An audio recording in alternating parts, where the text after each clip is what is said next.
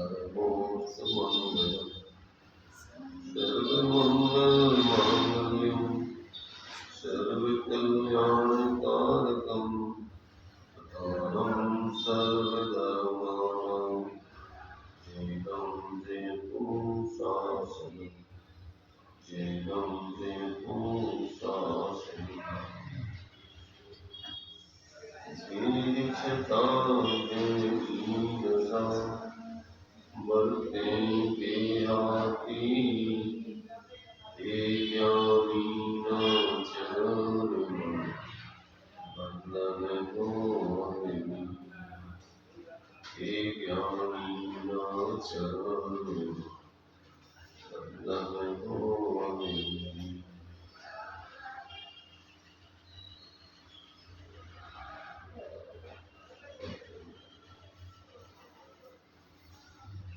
ये स्वामी के दर्शन मार्ग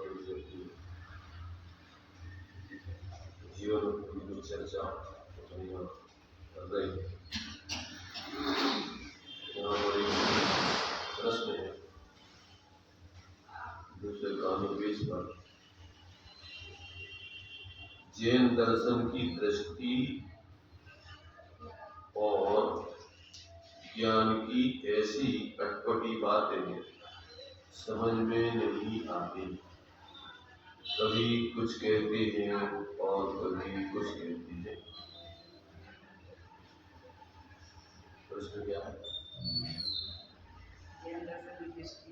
जैन दर्शन की दृष्टि और ज्ञान की ऐसी अटपटी बातें समझ में नहीं आती।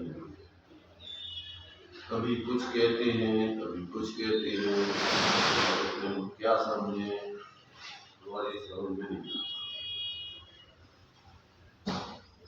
आप लोग समझ गया है क्या? ज्ञान में विरोधी बातें आती हैं, कुछ कहते हैं ज्ञान में विरोधी बातें नहीं आती तो भाई बुद्धि में अपेक्षा समझ में नहीं आती। लोक में भी एक व्यक्ति के संबंध में कितने प्रकार से वो कथन करते हैं। कभी उसको कह देते हैं कि माँ है, कभी कह देते बहन है, कभी कह देते पत्नी है, कभी कह देते पुत्री है। तो सब समझ में आ जाती। क्यों?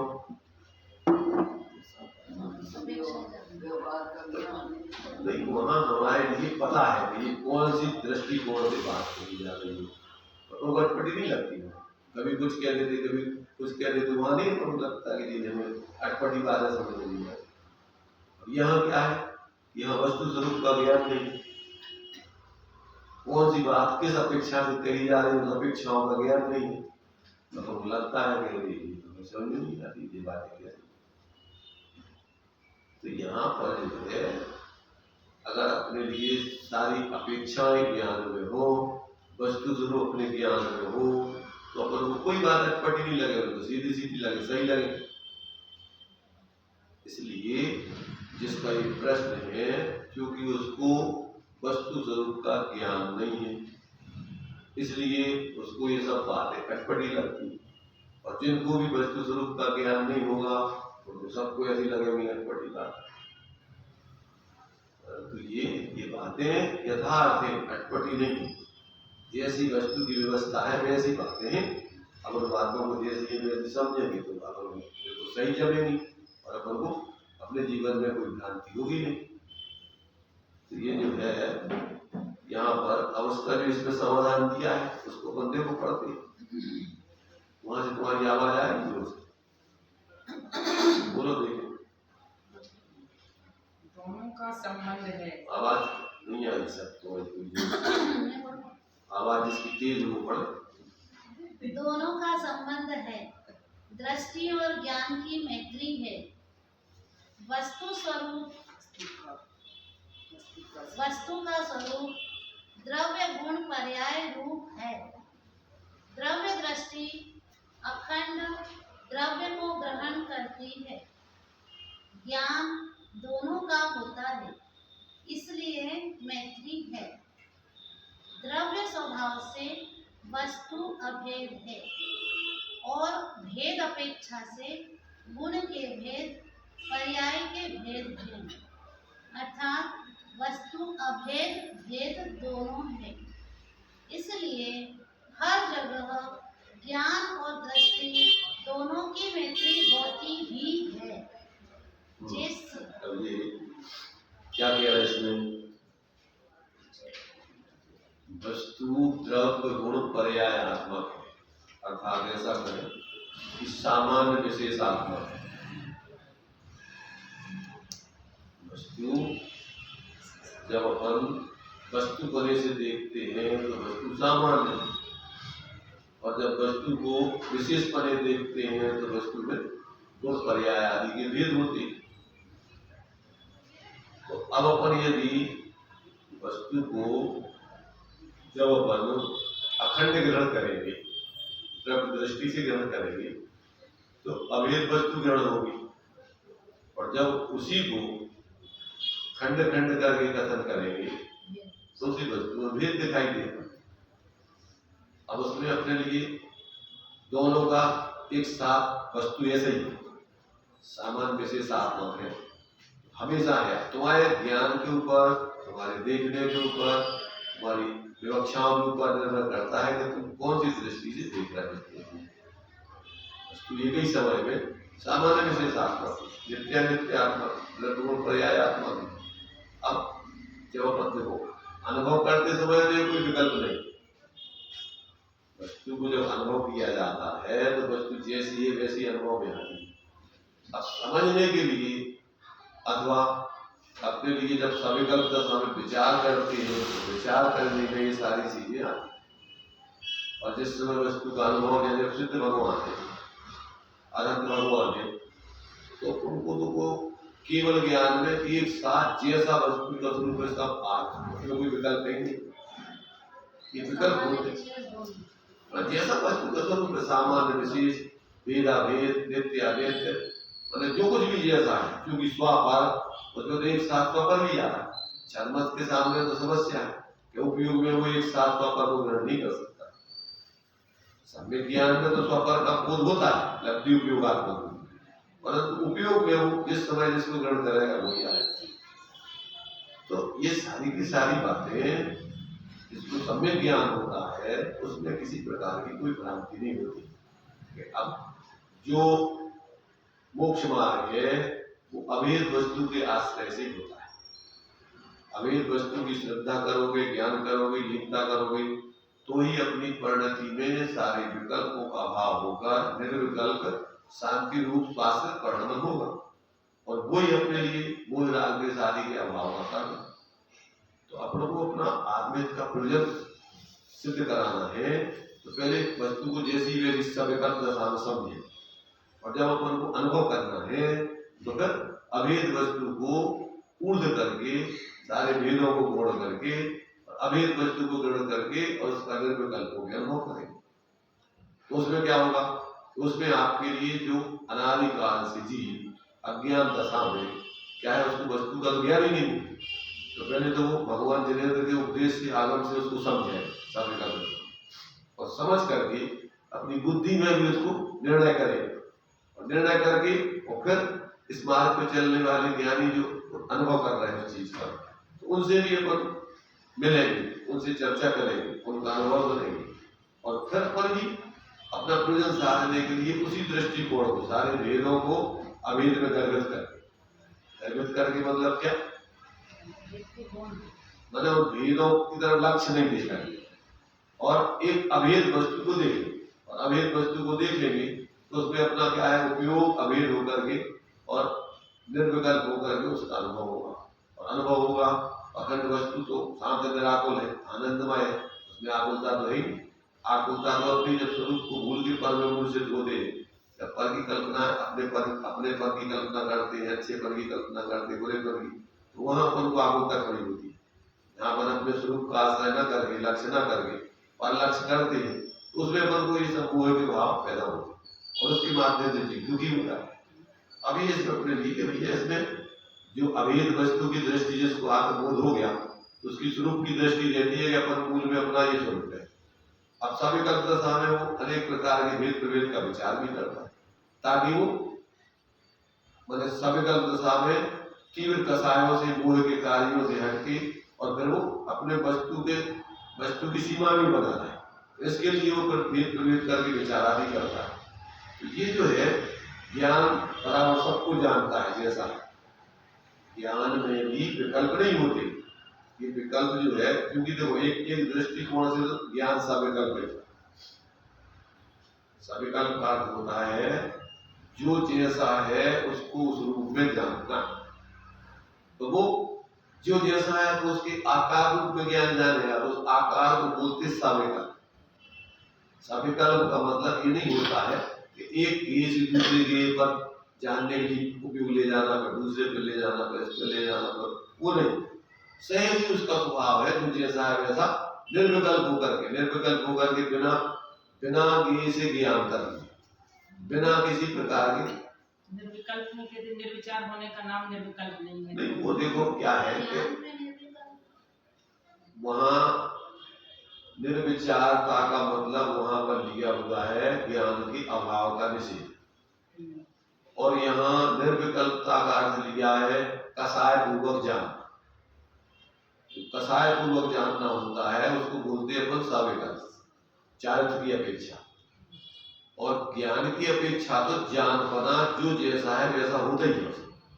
इसलिए निर्विचार का मतलब वहां पर जानपने से रहित नहीं हो जाता ज्ञान तो सदा जानने का काम ही करता रहता है, उसमें कभी जानपने का भाव होते ही नहीं।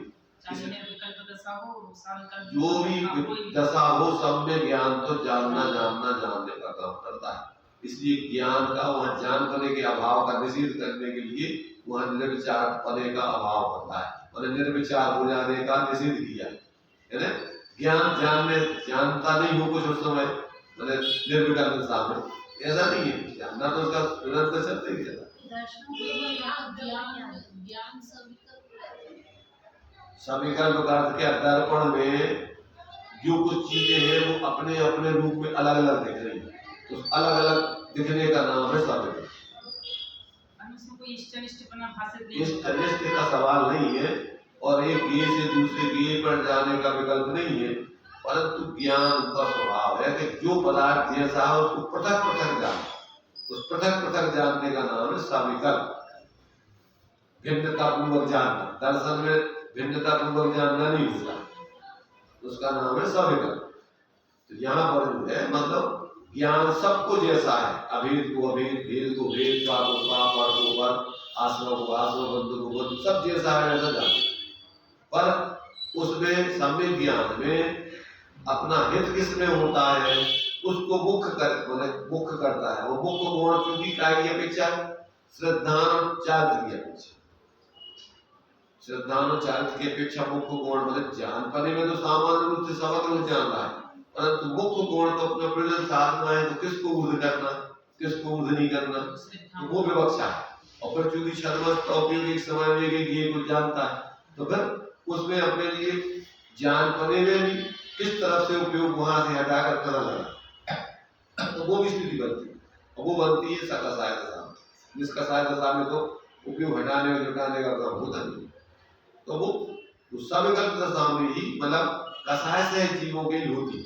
अब चूंकि कसाय का करना है अभाव, जब अभेद वस्तु का लक्ष्य करके उसमें परिणति जोड़ेंगे तो उस समय जो अपनी कसायशील होती, इसलिए प्रयोजन साधने के लिए अपन को द्रव्य दृष्टि की मुख्य करनी जाती है, और भेदों के पर के इन सब का गुण बना की जाती है। तो ये जो है जो भी कथन जिस विवक्षा से कहा जा रहा है वो बराबर ज्ञानी ज्ञान को सही समझता है, इसलिए उसको कोई अटपटा नहीं लगता। ये बात जो है जो कही जा रही है, किस अपेक्षा से कही जा रही है, तो ये बात ऐसी ठीक है। इसलिए यहाँ दर्शनोपयोग में अभेद का मतलब होता है उसमें कोई अलग अलग पदार्थों का निर्णय नहीं होता है कि ये जीव है, ये जीव है, स्व है, ये पर है, द्रव्य है, गुण है, उसमें तो सामान्य आभास होता है। सामान्य आभास मतलब मात्र सामान्य जानपना होता है, जानपना देखना होता है, तो उसमें भेद प्रभेद नहीं होते, तो वो सामान्य। अब इसमें दो विवक्षाएं हैं, एक तो जो है सटखंडाकार की विवक्षा है टीकाकार की, वो ये बोलते हैं कि सामान्य का अर्थ होता है आत्मा, उन्होंने सामान्य का अर्थ क्या लिया है? आत्मा। तो दर्शन जो है, जो आत्मा है वो सामान्य है, और सामान्य जब भी ज्ञान होता है, क्योंकि केवली भगवान के तो एक साथ सामान्य विशेष आत्मा सब होता है। अब छद्मस्त व्यक्ति क्या करता है कि एक ज्ञेय से जब दूसरे ज्ञेय को जानने की तरफ जाता है, तो पहले वहां से हटेगा, तो अंदर की तरफ झुकेगा। अंदर की तरफ झुकना माने दर्शन, अपनी तरफ आत्मा की तरफ झुकना होगा, आत्मा सामान्य। और जब दूसरे ज्ञेयों को जानेगा तो वो विशेष ज्ञान में आएगा। तो जो सामान्य है वो सामान्य चिदाकार, सामान्य चिदाकार। जैसे दर्पण सामान्य विशेषात्मक, उसमें जो पदार्थों का झलकाव हो रहा है वो दर्पण का विशेषपना है, और दर्पण में जो एक सामान्यपना है वो कहलाएगा उस दर्पण का सामान्य। सामान्यपना झलक नहीं होगा, तो सामान्यता, उसकी सामान्यता की स्वच्छता अलग झलक रही है, विशेष पने की स्वच्छता अलग दिख रही है। तो विशेष पने की स्वच्छता को कहो ज्ञान, और सामान्य पने की जो उसकी स्वच्छता है उसका नाम है दर्शन। तो वो उसके गुण है ऐसे, कौन से? सामान्य पने रूप वर्णन करना और विशेष पने रूप वर्णन करना। तो एक ही वस्तु में इस प्रकार का दोनों प्रकार का धर्म है कि वो अपने सामान्य स्वरूप भी रहे और विशेष स्वरूप भी वर्णन करे। पर तो आता नहीं, ज्ञान में जो ज्ञेयों का जानपना होता है तो वो तो ज्ञान का ही वर्णन है, उसमें कोई पढ़वा नहीं है। तो वो अपने आत्मा का ही क्या है? गुण है लिखा। कौन सा धर्म? विशेष पने रूप वर्णन करने का स्वभाव, इसलिए आत्मा ने ज्ञान को स्वपर प्रकाशक कहा है।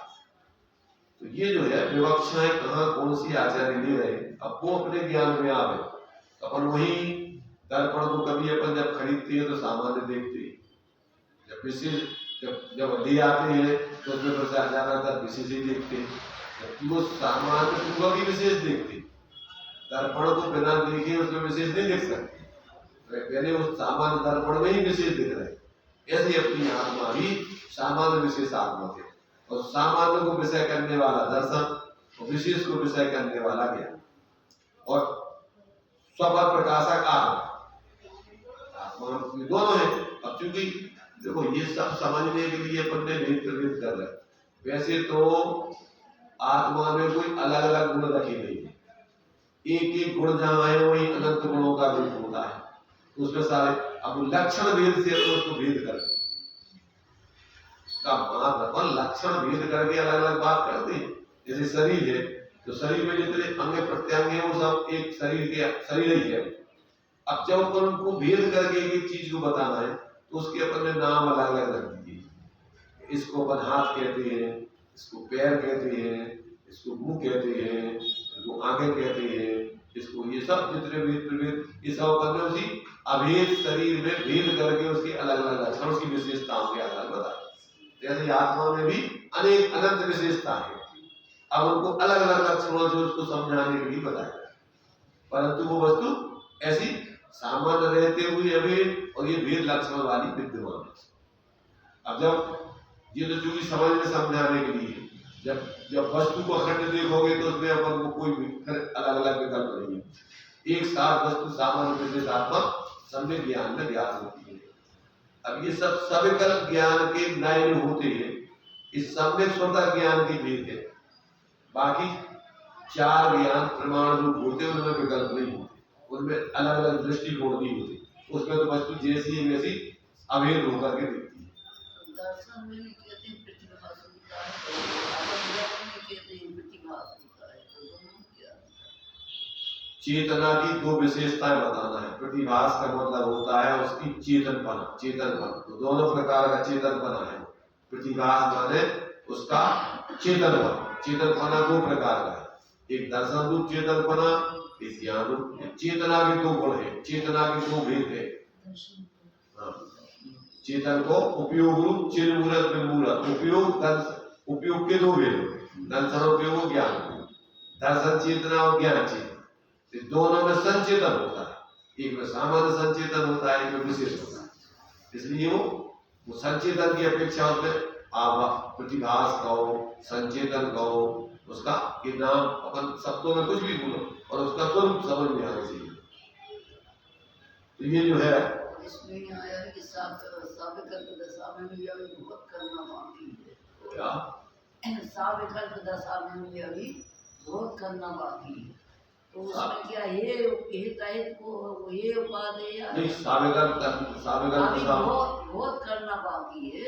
अरे बहुत करना बाकी का मतलब समझने के लिए बाकी है। तो वो साविकल्प दशा में अभी जब तक तुम पूर्ण वितराग और सर्वज्ञ नहीं हो गए तब तक अब साविकल्प दशा में समझोगे साविकल्प दशा, तब ही तुम्हारी भ्रांति दूर होगी। निर्विकल्प दशा में तुम्हारे अंदर जितनी सामर्थ्य है वो सब होती जाएगी।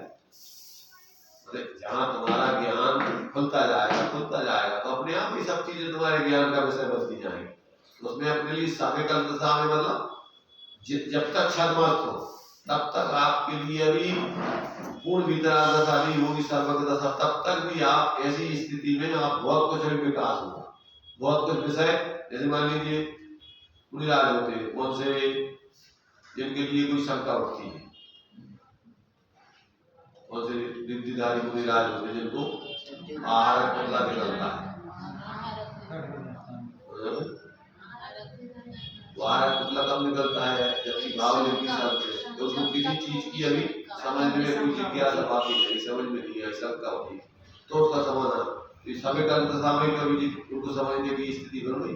अगर समझ नहीं आ रहा हो कि इसका स्वरूप क्या है, तो उस शंका उसका समाधान करने के लिए फिर उनके पास ऐसी रिद्धि होती है कि वो अपने शरीर में से वो पुतला बनता है, निकलता है आहार रिद्धि का, और जाकर के केवली शुद्ध केवली के बाद में जाकर उसका समाधान करके आ।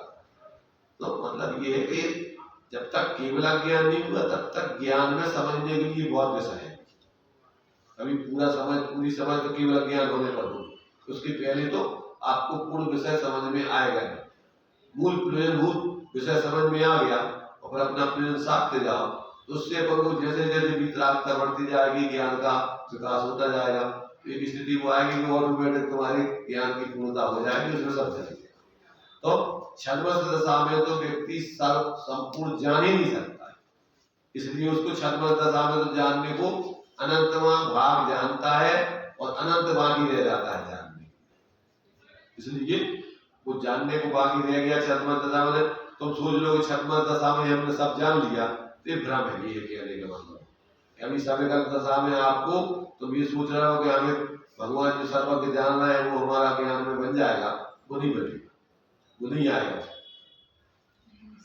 तो ये क्योंकि श्रद्धा और ज्ञान और चार्य और अनंत गुण एक ही साथ है, उनका परिणमन एक ही साथ हो रहा है, इसलिए यहाँ पर इनकी मैत्री है। ऐसा नहीं है कि सम्यक दर्शन है और अपने लिए सम्यक ज्ञान नहीं हो रहा। तो जो श्रद्धान सम्यक है और जो श्रद्धान में विषय आ रहा है, ज्ञान में भी वो सारे विषय आ रहे हैं, उसमें ऐसा नहीं है कि उसमें कोई मैंने अन्यथा बना है, ज्ञान कुछ जान रहा है श्रद्धान कुछ कर रहा है, ऐसा नहीं। जो ज्ञान जान रहा है उसी हिसाब से श्रद्धान हो रहा है, जो श्रद्धान हो रहा है उसी हिसाब से ज्ञान का ज्ञान करने का परिणाम चल रहा है। और सुख गुण अलग है, आनंद गुण अलग है, दोनों एक ही। देखो क्या है, ये अपने लिए भेद और अभेद करके जब विचार करो तो एक एक गुण की पर भेद प्रभेद बहुत हो जाते हैं। जब अपन अनंत चतुष्टय कहते हैं तो अपने लिए दो गुणों का अभेद करके एक सुख बता देते हैं। अनंत दर्शन, अनंत ज्ञान, अनंत सुख, अनंत बीज। तो अब सुख काय में से आ गया, कौन से गुण का पर्ण बने सुख? कौन से गुण का? जब भेद करके कथन करते हैं तो नव केवल लब्धि रमा धर्म है, तो नव केवल लब्धि कहो या अनंत चतुष्टय कहो। तो ये अपन को क्या है कि विवक्षाएं अपन समझे नहीं, तो अपन को इस तरह से लगता है अलग वाला कुछ नहीं और अलग भी है। जब अपन भेद करके कहते हैं व्यवहार से तो उसमें भेद प्रभेद करते जाओ, और जब अभेद करके कहो तो सभी का एक दूसरे पर परिणमन होना, कोई अलग अलग साधना परिणमन नहीं है। अब वहां पर मोह कर्म के अभाव में सुख बता दिया, मोह से दुख है और मोह के अभाव में सुख कह दिया। अब भेद करके कहो तो छायक सम्यक, छायक चालक। श्रद्धा का शुद्ध परिणमन, चारित्र का शुद्ध परिणमन। अब उसी दोनों को मिला के क्या नाम दे दिया उसका, एक नाम दे दिया सुख। तो ये सब चीजें क्या है, सारी विवक्षाएं आचार्यों ने जिस तरीके से लिखी है, अब उसको समझेंगे तो फिर वो कोई इसमें ऐसा नहीं लगेगा कि ये कोई अलग है, ये कोई अलग है। वो विवक्षाएं हैं, उन विवक्षाओं को समझो तो कोई अपने लिए भ्रांति नहीं होगी। इसलिए सुख और दुख के अभाव में सुख है, और दुख होता है एक तरफ अपन दुख बोलते, सुख दुख बोलते हैं वेदनी कर्म के लिए। सुख दुख कैसे बोलते हैं, तो वेदनी कर्म के अभाव से तो अपने लिए क्या होता है, देखो अव्यावाद सुख, और इधर वेदनी कर्म अघातीय कर्मों का भेद, और इसको कहाँ रखा गया है, घातीय कर्मों के बीच में। क्यों, इसका संबंध मोह से बनता है। बिना मोह के आपको बाहर की अनुकूलता प्रतिकूलता अच्छी बुरी होती नहीं है, तो मोह पूर्वक लगती है। इसलिए वो अपने आप में वो वेदनी कर्म वो न सुख रूप है न दुख रूप है, किस रूप है। अब सुख तो इधर बता रहे मोह कर्म के अभाव है, तो वेदनी कर्म के अभाव में अभाव। इसलिए अघातीय कर्मों के निमित्त से बाह्य सामग्री मिलती है, समझ रहे ना, सुख दुख में जो निमित्त बनती है, तो उस पर फिर वेदनी कर्म पर जो है वो मोह के साथ में आरोप आता है सबका। अब इधर जो है पर मोह के अभाव में दुख, मोह से दुख होता है और मोह के अभाव में सुख होता है। इसलिए इन सारी बातों को अपन को चारों तरफ से जब विचार करेंगे तो समझ में आता है कि जो कि कथन उपचार का है, ये कथन परमार्थ का है, और ये अभेद का है, ये भेद का है। अब ये सारी बातें समझेंगे तो जिसमें अपन को कोई भ्रांति नहीं होगी। आगे देखिए इसका, इनमें सुमेल है, इसमें कोई बेमेल नहीं है, समझ में नहीं आने से अपन को लगता है ऐसा।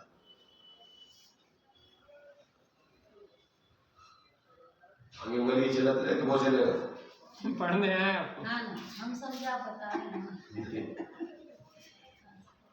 जैसे अभी दृष्टि और ज्ञान की मैत्री बताई, अब आगे।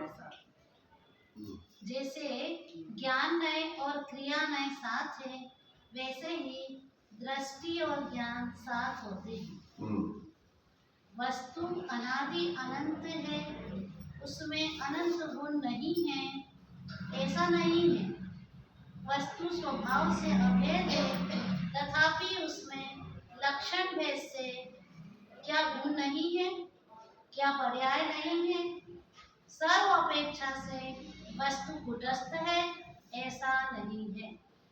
मतलब कहने का ये है कि अनंत गुणात्मक वस्तु है, अनंत धर्मात्मक वस्तु है, और उन गुणों का अनंत परिणमन भी पर्याय होगा, जैसे जिनका चल रहा है, एक साथ सब है।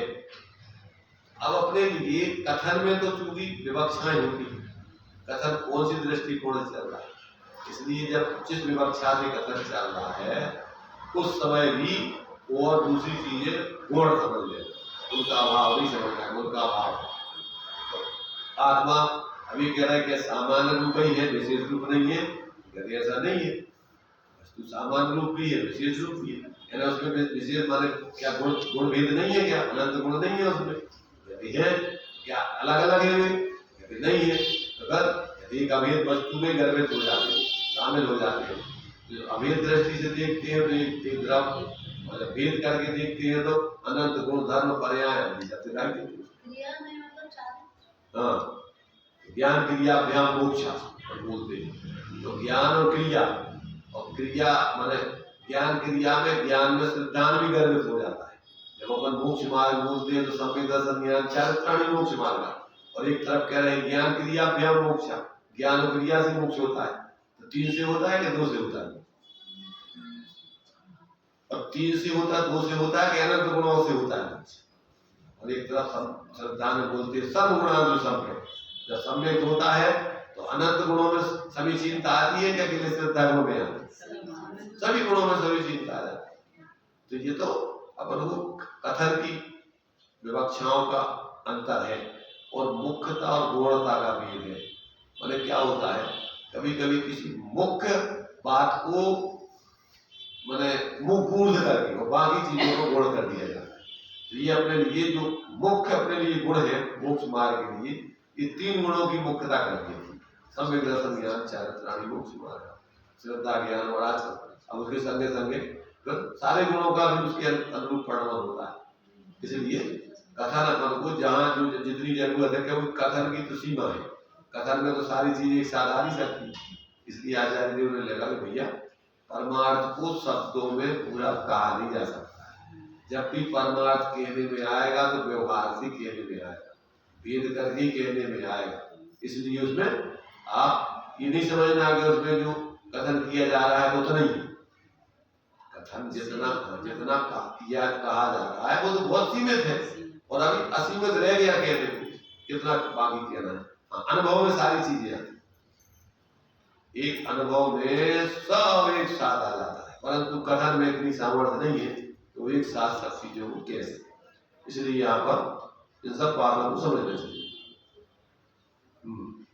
उसमें गुण पर्याय नहीं है और एक अखंड द्रव्य ही है, ऐसा नहीं है। एक अभेद वस्तु अंतर में नहीं है, अंतर में अनेकांत मूर्ति है, इसलिए एक द्रव्य में 2 अपेक्षाएं होती है और इसलिए उसकी साधना में भी 2 अपेक्षा होती है। वस्तु स्वरूप ही अनेकांतमय मूर्ति है।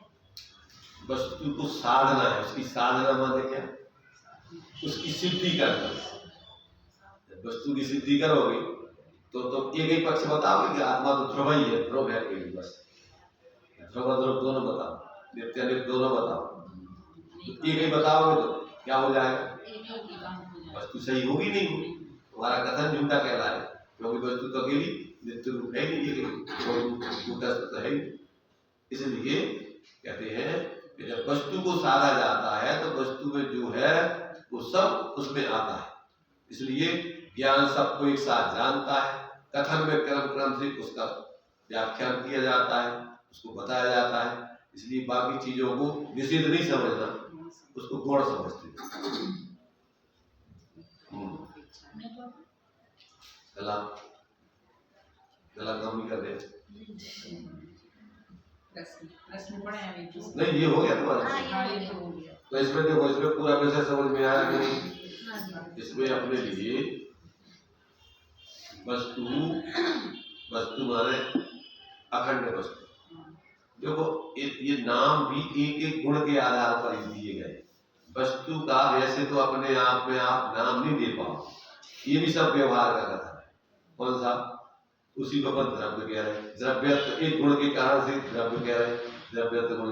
वस्तुत्व गुण के कारण से उसको वस्तु कह रहे हैं, अस्तित्व गुण के कारण से उसको सत्य कह रहे हैं। अब एक एक गुण के आधार पर ये सब नाम है। ज्ञान गुण के आधार पर उसको ज्ञान कह रहे हैं, या दर्शन ज्ञान के आधार पर चेतन कह रहे हैं। तो अभी एक एक गुण, अब ये गुण दूसरे द्रव्यों में नहीं, उस अपेक्षा से चेतन गुण के कारण से अन्य अजीवों से उसकी पृथकता बताते, ये विशेष गुण है। वस्तु में सामान्य विशेषात्मक गुण होते, तो सामान्य विशेष गुणों के माध्यम से अन्य द्रव्यों से उसकी पृथकता की जाती। तो अब नाम आप क्या दे रहे हो, अब वो आप एक एक विशेषता के आधार पर नाम दे रहे हैं। इसलिए सर्वथा आप वस्तु को स्वरूप भी नहीं जानते। इसलिए अभी वो अकलंक देव का स्वरूप संबोधन पढ़ रहे, तो उसमें जीव को अजीब भी सिद्ध किया।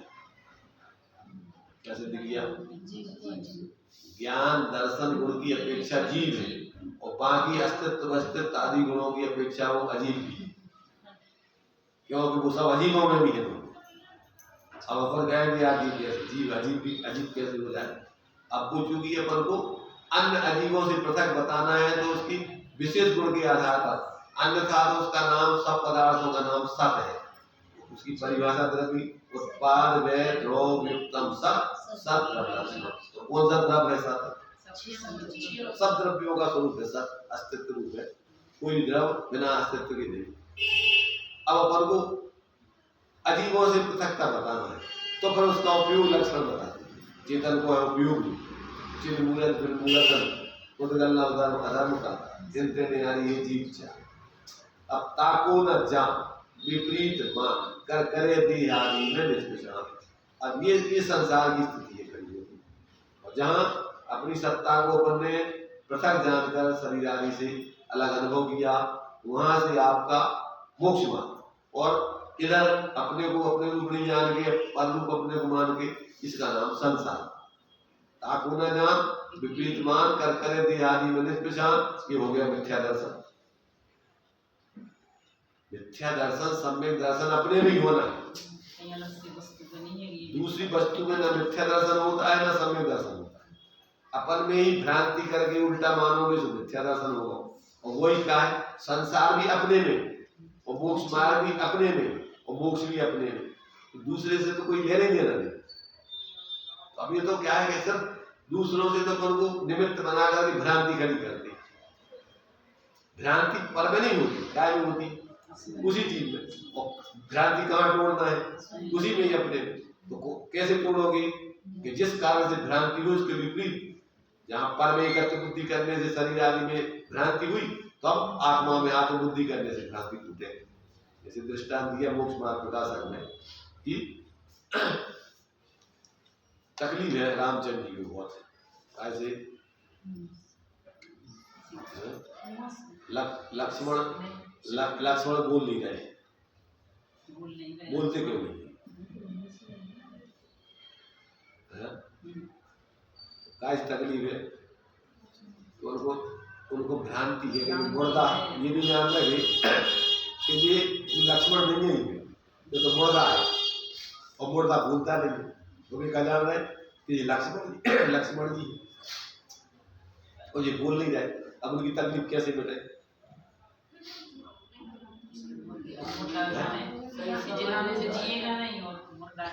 अरे भाई मुर्दा को मुर्दा जान लो और मुर्दा बोलता नहीं है, तो तुम्हारी क्या तकलीफ है? तो ऐसे ही अपन की तकलीफ का देह जीव को एक गिने, अब क्या करने सुखी होने दो,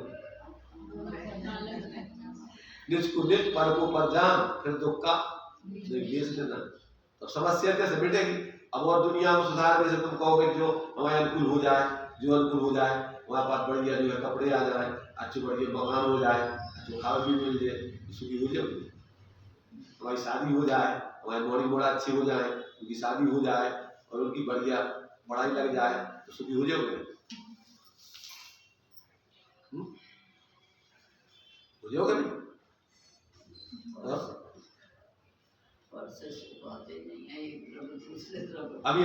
अभी काय से सोच रहे सुखी हो रहे हो, काय में कर रहे हैं, हो जाओ, समझ में आ गई? संयोगों से सुख नहीं होता है, सुख अपने स्वरूप में, अपने स्वरूप पे याद रखना से होता है। समझ में आ गया? नहीं आ कभी आया समझ में? समझ में काय नहीं आ रहा, बताओ काय से समझ में नहीं आ रहा? अपन को सब शास्त्रों में स्पष्ट जो दिया हुआ है वो अपन को सुनने में नहीं आ रहा, अपन को विश्वास नहीं हो रहा उस पर। क्यों नहीं हो रही है विश्वास? अब इतनी परेशानी भोग रहे, वह परेशानी अनुभव करके नहीं समझ में आ रही कि वास्तव में अपन अब तक जो कर रहे हैं सब मूर्खता के काम, जो अपन को समझ में नहीं आई। क्या समझ में आ रहा? नहीं सुख क्या समझ में, सुख नहीं है, फिर भी पूरा है विश्वास, फिर भी जाता है ऊपर अंदर करते हैं ये सुख नहीं है, बाहर संयोग में संयोग भाव। ऐसा है कि जिसको आत्मा का अंदर में आश्रय करके सुख प्रकट हो गया, तो उनके लिए राग आदि प्रकट से दुख दे। कब? कि जब आत्मा में प्रकट सुख अनुभव में आ रहा, दो चीजें तुलना करने के लिए होती हैं, तो फिर वो प्रकट रूप से समझता है वास्तव में इसमें सुख नहीं।